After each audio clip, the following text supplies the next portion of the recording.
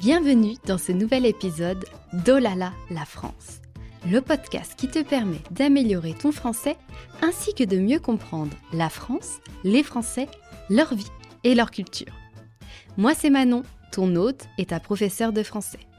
Sers-toi une bonne tasse de thé, de café ou de chocolat chaud et c'est parti. Bonjour et bienvenue dans ce nouvel épisode de podcast. Et aujourd'hui, on va parler de bouffe, on va parler de ce qu'on mange à Paris. Je t'avais dit dans un autre épisode sur les spécialités culinaires bourguignonnes que j'allais faire quelques épisodes dédiés à la cuisine par région. Donc on a vu la dernière fois ce qu'on mangeait en Bourgogne. Je t'ai parlé en premier de cette région-là parce que c'est là d'où je viens, c'est mes origines. Donc c'était plus facile pour moi d'en parler. Et aujourd'hui, on parle de Paris. Alors, c'est la ville, hein, mais on va dire Île-de-France, région parisienne. Voilà, c'est la destination où vous allez le plus à Paris. Et c'est très riche niveau cuisine, niveau gastronomie. Donc, je vais un peu te guider si tu as envie de profiter de la nourriture parisienne, de ce qu'on mange à Paris, sans te faire attraper par les attrape-touristes en fait. Voilà, je vais essayer de te recommander les bonnes choses qu'on peut manger à Paris. Donc on va voir un peu les traditions, les tendances, les plats incontournables à manger à Paris et surtout les pièges à éviter. Avant ça, laisse-moi, comme d'habitude, te parler un peu de l'actualité d'Olala French Course. Alors ça y est, les groupes de conversation, enfin les cours de conversation en petits groupes ont commencé, ils sont maintenant fermés. C'est plus possible de les rejoindre avant le mois d'avril, si je ne me trompe pas, mars-avril. Enfin, les inscriptions rouvriront en mars pour commencer en avril. Et voilà, mais alors si tu veux pratiquer ton français à l'oral, tu peux rejoindre toujours la Olala French School. C'est ouvert normalement toute l'année. En fait, ça dépend des places. Il y a des places limitées, mais je fais toujours en sorte qu'il y ait toujours des places de libre. En fait, ça dépend. Oui, j'ai un compteur personnellement que je regarde et quand je vois qu'il y a trop de monde, soit je rajoute des horaires et des professeurs. C'est ça en fait. Normalement, il y a toujours des places de libre, mais on ne sait jamais s'il y a beaucoup d'inscriptions.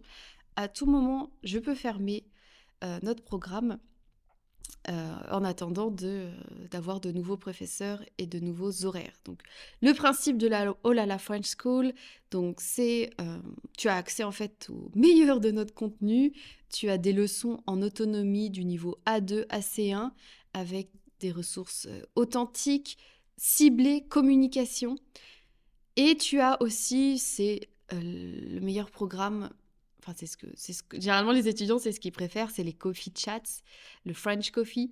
C'est un groupe de conversation en fait où chaque semaine on parle d'un nouveau thème de conversation avec des ressources que j'ai soigneusement préparées pour toi, des ressources authentiques et très intéressantes. Et pendant une semaine, vous parlez d'un sujet avec d'autres étudiants. Il y a un professeur qui est là, mais c'est plus un travail. En fait, tu parles avec d'autres étudiants, mais le professeur est plus là. Il n'est pas très présent. En fait, c'est vraiment le travail vient de toi et des autres étudiants. Il est là pour vous aider, répondre à vos questions, vous corriger, mais le but, c'est vraiment que vous travaillez votre français. C'est pas des cours théoriques, c'est vraiment des cours de conversation.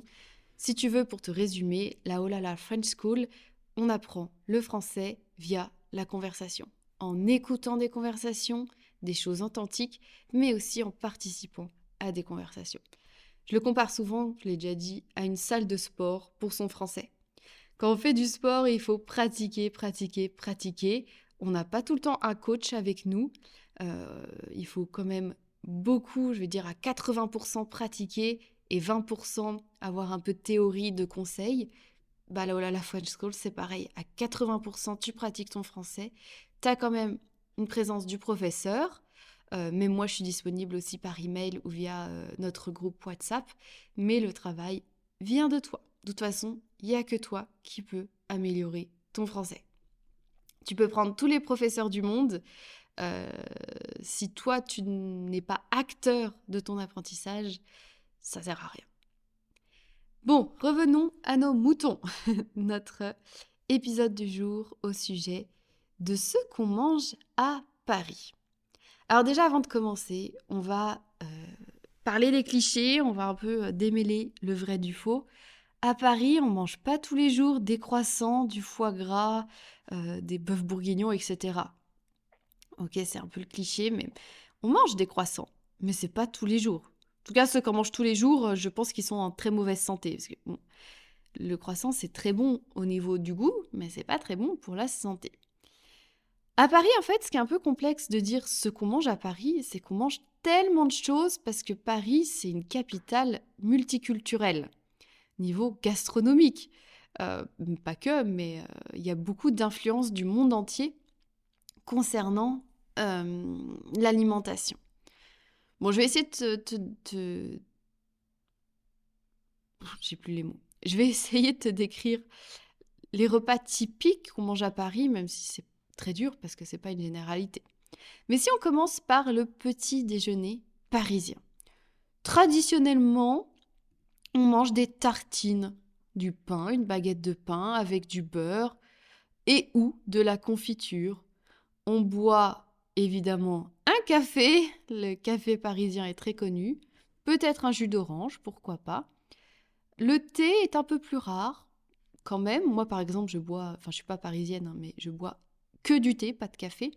Mais c'est vrai que le café est très présent, omniprésent en France. On a des options plus modernes.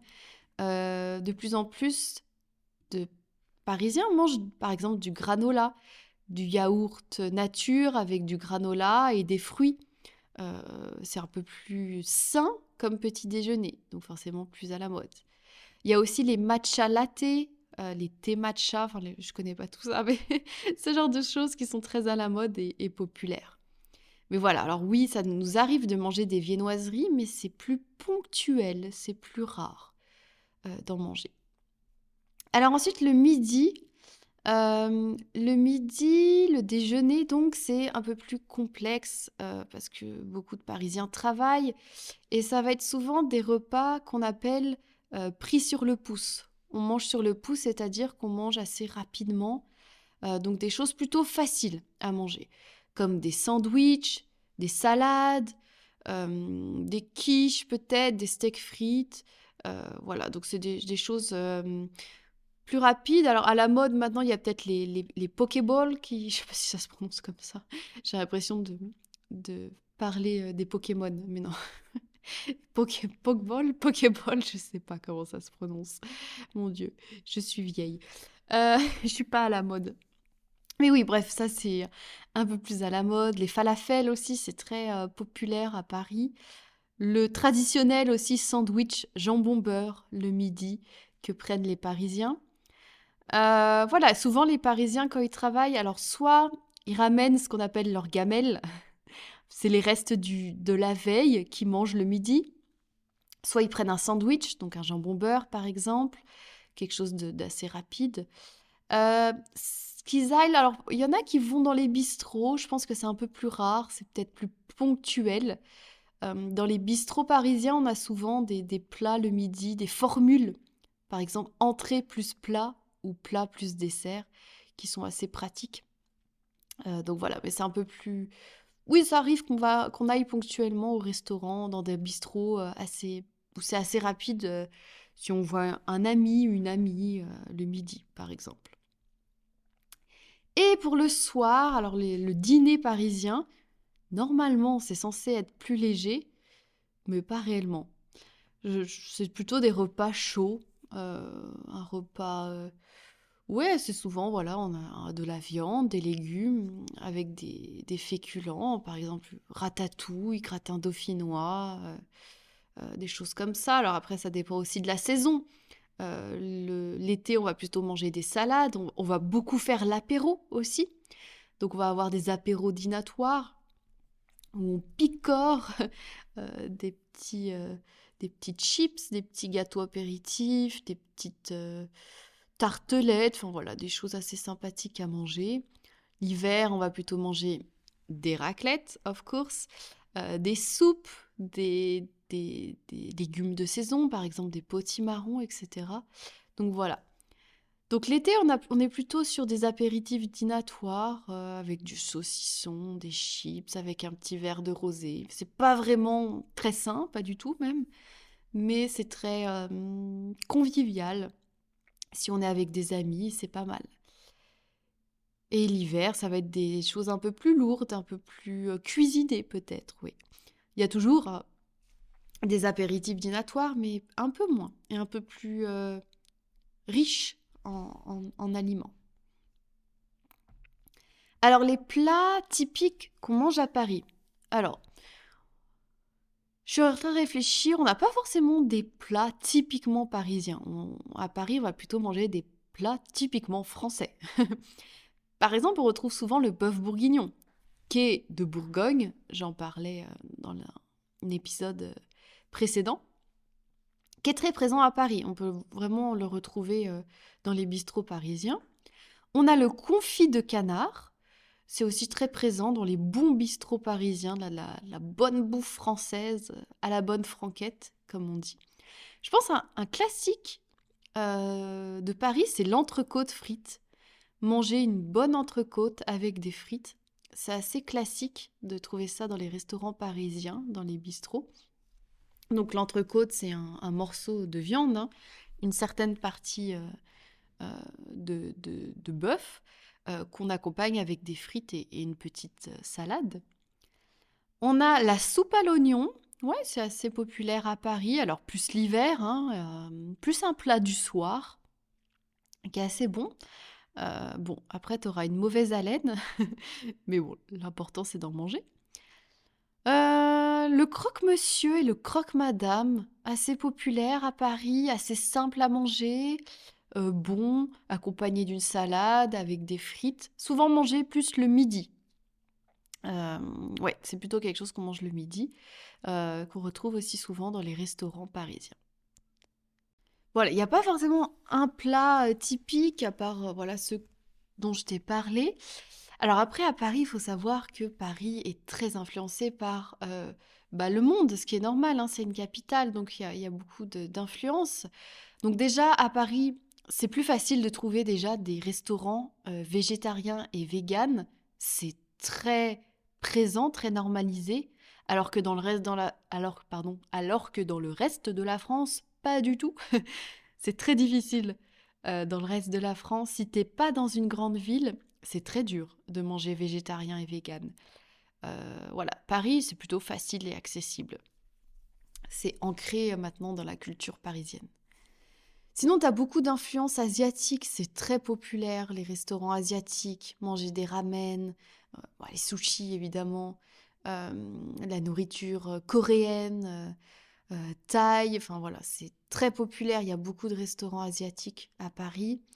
On a aussi de la street food chic, ça aussi c'est très à la mode, les smash burgers, j'en ai jamais mangé justement, je suis curieuse de savoir euh, ce que c'est exactement. Mais c'est très populaire, les tacos revisités, les sandwichs un peu plus gourmets, tu vois, de la street food un peu plus gastronomique, plus chic, très très populaire. Après, t'as beaucoup aussi de cafés spécialisés, des cafés avec des brunchs, les cookies XXL, les croissants XXL, les cinnamon rolls, donc les roulés à la cannelle. Voilà, c'est des choses, tu trouves des choses à la mode, très populaires. Alors, comment manger comme un vrai Parisien? Je vais essayer de te donner des petits conseils pour profiter au mieux de la gastronomie parisienne.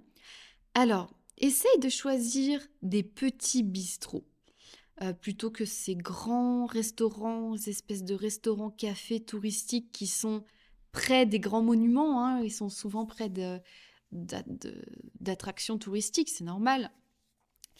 Ouais, donc choisis des petits bistrots et choisis des bistrots, des restaurants qui ont une petite carte.